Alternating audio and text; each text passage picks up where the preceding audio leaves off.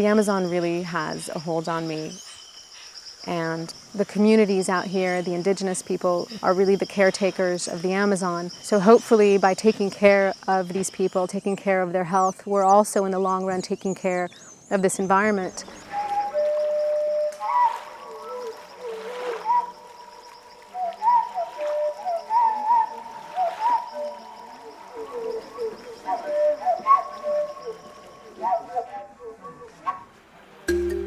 The Amazon is very difficult to live in.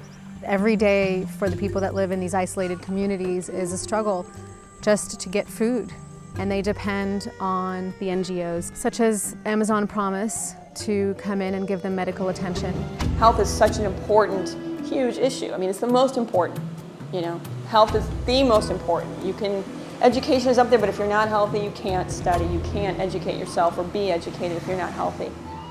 I was a jungle guide on the rivers in the villages, bringing adventure tourists through. More and more, I started seeing how people were very sick, and then I wasn't able to help them very much. People would kind of sit around my mosquito net, wait for me to wake up so they could ask me for medicines, and at one point I had to give stitches. It was kind of like, this is kind of getting scary. People were counting on me for their medical care, and I just realized that I was going to have to do something more than just bring tourists through to trade for their artisania, their crafts. So little by little, I was able to get people together, involved, that were interested. We were able to help people very easily with very little at the beginning. That's how it started. So it became a formal nonprofit in the States in 1993.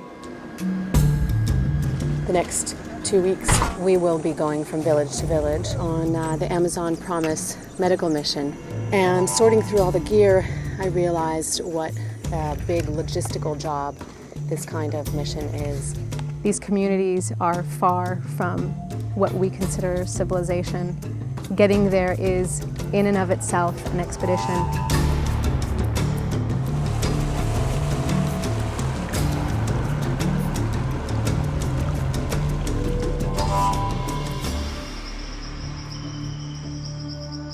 Wararai is one of the more remote places that we're going to be. The last time that Amazon Promise was here was 3 years ago, but they remember Patty very well, and we were very welcomed into the village. The health stations that we set up, we just ask them what their ailments are, and then the doctors do a diagnosis and treatment. A lot of times something for parasites, diarrhea, quite a lot of anemia, so we're doling out a lot of iron and a lot of anti-parasitics.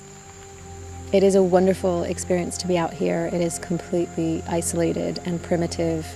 They live a really harsh life. I mean, their days are spent hunting and making sure that they have shelter and caring for their young.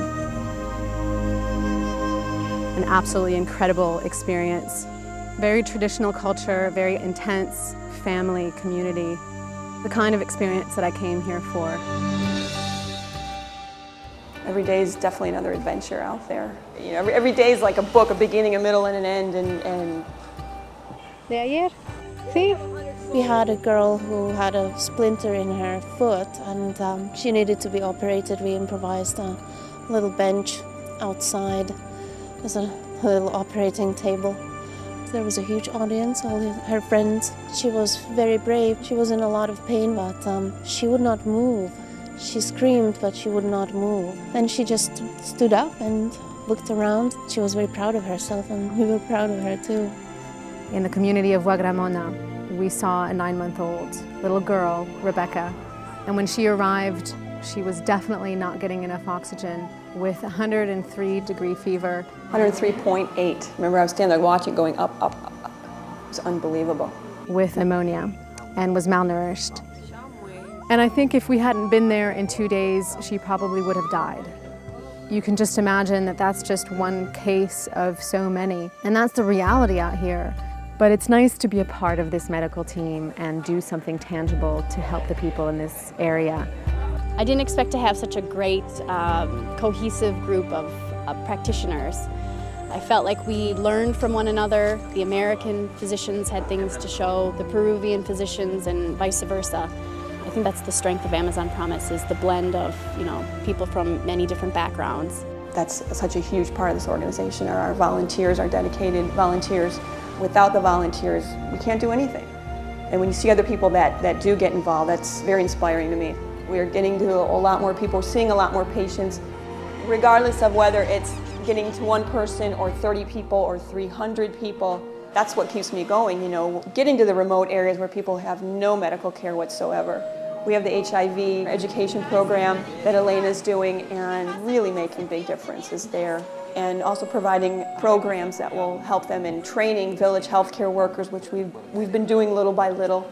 For a small organization, we have very dedicated people that are getting a lot of work done. Yeah, there is a lot more to do. We have plans to build a clinic in the slum area of Belen, which is one of the most destitute areas I've ever seen. I would love to have a constant presence in these areas. We need, we need more donations, we need more resources to be able to get there, and we can do it. I knew coming here this was going to be an intense experience, and I was right about that. Not just physically, but also emotionally. It's really hard to see a lot of people suffering. We go out there for a day and give them medical attention, but there's still so much more to do. Chronic ailments, and what we're doing is coming in and giving temporary relief. It's a hard emotion to handle, knowing that we're helping, but also knowing that we're just scratching the surface with this kind of project. But to see other people, to see our own human species taking care of our own, really is rewarding.